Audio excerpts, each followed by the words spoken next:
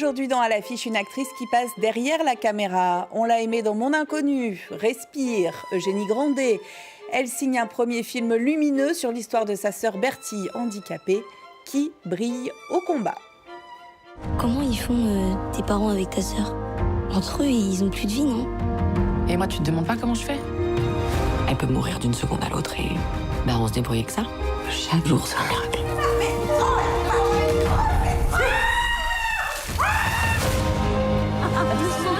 Vous avez fait un chemin incroyable avec Bertie.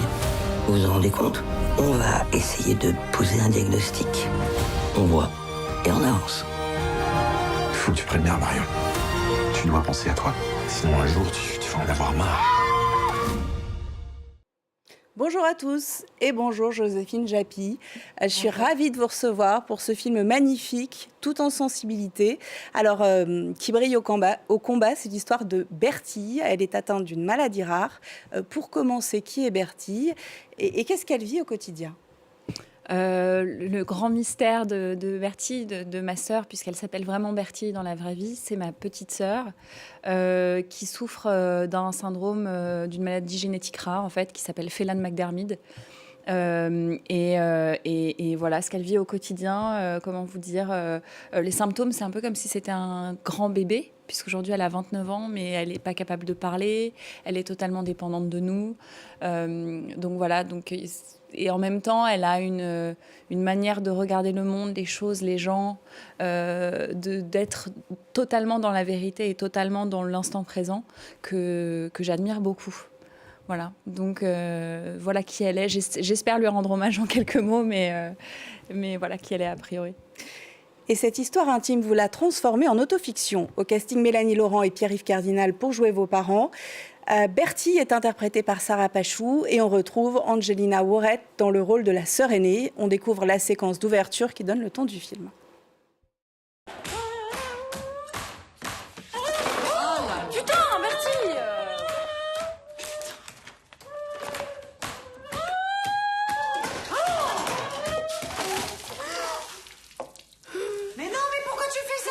Mais t'es complètement folle. Ça va, elle va pas se noyer non plus. C'est complètement con. Mais ça va, elle est pas au sucre. Tu changes maintenant.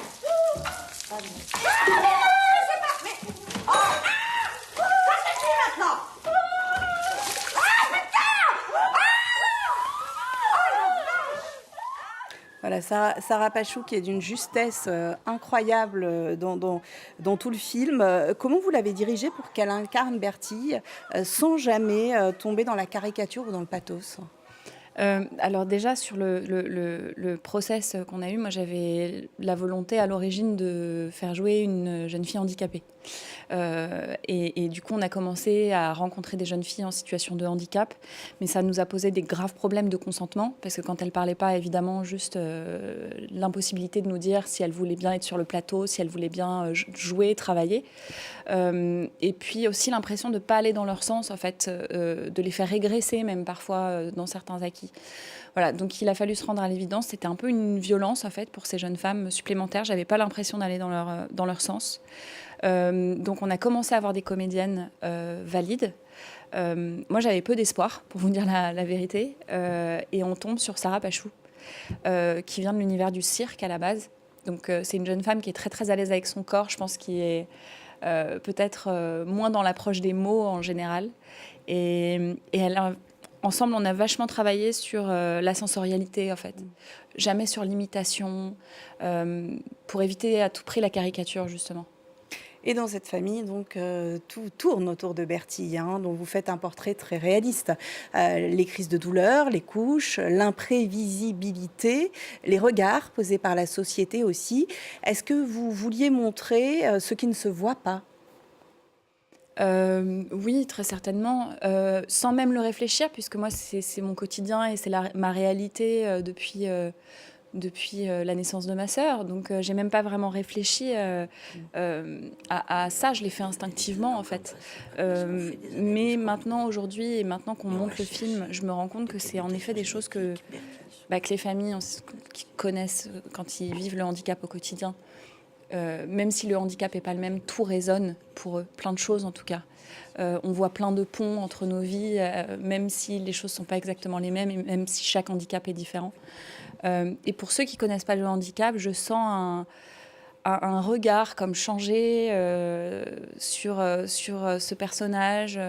Voilà, j'ai voulu la rendre belle, j'ai voulu la rendre attirante, malgré les couches, malgré les crises. Voilà, je ne voulais pas épargner le spectateur, mais en même temps, je voulais lui montrer qu'il y avait aussi beaucoup de beauté, beaucoup de poésie derrière. Et chaque membre de la famille agit différemment, hein. La mère est totalement dévouée, elle s'épuise. Le père est très aimant, mais on sent qu'il prend ses distances. La sœur est très attentive, aidante, mais elle a besoin de s'émanciper. On découvre un nouvel extrait où la mère et la fille aînée ont besoin de parler. Tu sais, moi, tous les matins, j'ai mon ventre qui se tord. Parce que je me dis que peut-être elle est morte dans son sommeil. Parce que sa vie, elle tient à rien, parce que chaque jour, c'est un miracle. Mais quand on la lave, elle est là. Quand elle mange, elle est là. Quand on lui parle, elle est là, elle est dans son monde, mais elle est là. Et pour tenir, tu sais ce que je fais? Je me dis que son monde, il est merveilleux. Et qu'on en fait partie. Voilà, je me dis que son monde, il est merveilleux. Très, très belle phrase de ce dialogue du film. Le film pose aussi la question que se posent beaucoup d'aidants. Où mettre le curseur ? Tout à fait, où mettre le curseur du soin quotidien qu'on a pour quelqu'un. À quel point on peut se mettre soi de côté, à quel point on va s'oublier. Je pense que c'est quelque chose qui résonne pour beaucoup de mamans, notamment en particulier, puisque c'est beaucoup quand même les mamans qui récupèrent cette charge, même si évidemment les papas sont pas épargnés. Mais voilà, où mettre le curseur, à quel moment penser à soi, à quel moment être égoïste, c'est aussi sain. Mais voilà, et puis aussi surtout, dans quelle mesure la société nous permet de l'être. C'est-à-dire qu'être égoïste, quand on vous permet de l'être parce qu'on vous laisse la place et l'espace pour respirer, mais il y a plein de familles qui n'ont pas cet espace-là du tout. Et voilà, cette problématique sur laquelle il faut jongler en permanence, et encore là, c'est une famille qui a, entre guillemets, un environnement suffisamment confortable, même socialement, pour pouvoir se poser ces questions, mais il y a des familles pour qui ça n'est pas le cas du tout. Et pour qui le quotidien devient franchement tout simplement une lutte, en fait. Votre famille apprend très tard ce dont souffre Bertie finalement. Quel impact le diagnostic a eu sur l'entourage ? Alors on découvre, on a un diagnostic aux 25 ans de Bertie.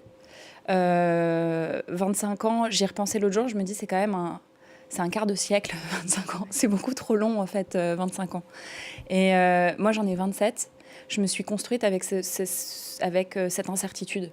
Et se construire sur des incertitudes, c'est des fondations qui ne sont pas très solides, en fait. Et quand ma mère m'appelle pour me dire que le diagnostic de ma sœur a enfin été posé, elle me dit elle ne va pas mourir, parce que c'était une épée de Damoclès qui existait un peu au-dessus de nos têtes. Elle me dit que Bertie comprend plein de choses et qu'elle comprend tout l'amour qu'on lui donne et tout ce qu'on fait pour elle. Et elle me dit que je ne suis pas porteuse du gène et que je risque rien si un jour je veux être maman. Ce qui évidemment aujourd'hui, alors que je suis enceinte, résonne très très fortement pour moi. Donc ce diagnostic, il m'a permis de faire plein de choses. Il m'a permis déjà de commencer à écrire ce film que je n'arrivais pas à écrire avant. Et il m'a permis de repenser sereinement à ce que pouvait être la maternité aussi pour moi. Ça vous a libéré. Film présenté au Festival de Cannes, oui, le 15 mai dernier, avec vos sœurs, pendant le photocall. À ce moment-là, on revoit ces images. Quels sont les sentiments qui vous traversent ? C'est une victoire pour vous de présenter ce film au monde entier ? Déjà, je trouve que dans ces images, on a l'air très, très malheureux, tous. Non, mais il y a beaucoup d'amour et d'unité que j'ai ressenti sur mon plateau, que j'ai ressenti pendant ce festival. Là, je trouve que ces photos dégagent tellement ça. J'étais très stressée de cette première présentation du film. C'est comme si je n'avais pas réalisé totalement qu'un jour, j'allais devoir le montrer avant cette séance à Cannes. Et d'un coup, la réalité m'a rattrapée. Je me suis dit, ça y est, Maintenant, tu vas offrir ce regard à des gens qui connaissent pas ton histoire, qui vont certainement aussi découvrir une partie de ton intimité, de toi, parce que globalement, je suis quand même assez discrète de tempérament dans la vie. Et là, je livrais d'un coup beaucoup. Qu'est-ce qu'elle vous apporte, Bertie? Qu'est-ce que vous n'auriez peut-être jamais compris de la vie sans elle? C'est dur de réfléchir en creux à ces questions-là parce que je me suis tellement construite avec elle. Je pense qu'elle m'a donné un regard sur la différence, un regard sur les autres. Elle m'a ouvert au monde. J'aurais certainement eu un esprit peut-être un peu plus imperméable à plein de choses. Aujourd'hui, je suis totalement en ouverture, évidemment, de la différence et des autres grâce à elle. Elle m'a donné aussi, je pense, du courage, à force de l'observer en avoir, tout simplement. De la pugnacité. Quand j'appelle ma mère et que je lui dis, écoute, j'en peux plus, je suis fatiguée, elle me dit, oui, enfin, pense à Bertie. Cette phrase, pense à Bertie, elle a jalonné mon enfance et elle m'a donné toujours beaucoup de force, en fait. Merci pour ce film et votre témoignage, Joséphine Japy. On aime demander à nos invités leur coup de cœur culturel du moment. Le vôtre va à un réalisateur, l'un des plus grands, Ouais. Mr. Scorsese. C'est une série documentaire en 5 épisodes en ce moment sur Apple TV+. Ouais. Qu'est-ce qui vous a plu? Alors déjà, j'ai été... je connaissais évidemment son cinéma, mais j'ai découvert en fait une histoire qui m'a énormément touchée et qui fait écho à plein de choses dont on vient de se parler. C'est que je ne savais pas, il avait des crises d'asthme terribles, enfant, et que du coup, ça l'empêchait de sortir jouer avec ses copains dans la rue, et qu'en fait, il a commencé par observer le monde depuis sa fenêtre, où en fait, il a commencé à créer un peu ces images successives avec les fenêtres, vous voyez, avec les barreaux des fenêtres, un peu comme les images d'une pellicule. Et voilà, et je trouve beau toujours cette idée qu'un empêchement va devenir une vocation, voire une libération plus tard dans la vie. Merci Joséphine Japy. Votre premier film, Qui brille au combat, sort le 31 décembre prochain. Il est d'une grande justesse et je le redis, c'est un film lumineux, plein d'émotions et de délicatesse. L'info continue sur France 24. Merci de votre attention. À très vite. On se quitte avec Mr. Scorsese.